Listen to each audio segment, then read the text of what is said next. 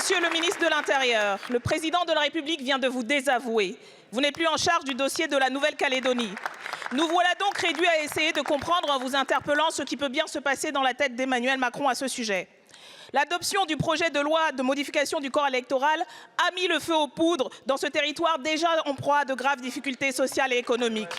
Les conséquences de ce passage en force sont dramatiques et votre responsabilité politique est immense alors que nous déplorons les violences qui ont causé la mort de 6 personnes et de plus d'une centaine de blessés.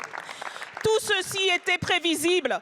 Depuis des mois, la France insoumise, mais aussi tous les spécialistes du sujet et toutes les personnalités politiques et associatives que nous avons rencontrées dans l'archipel avertissent du caractère explosif de la situation.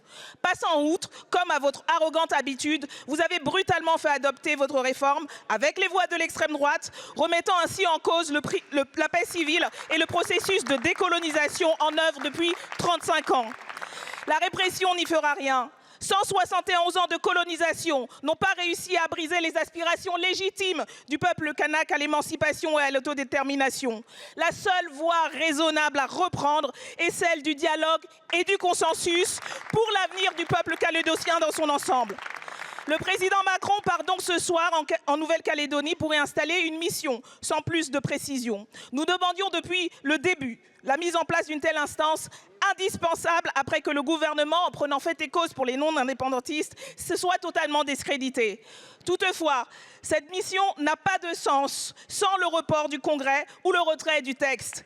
C'est ce que nous vous ont notamment demandé les 4 présidents et présidentes des régions dites ultramarines, personnalités par ailleurs toutes désignées pour composer cette mission qui doit être transpartisane.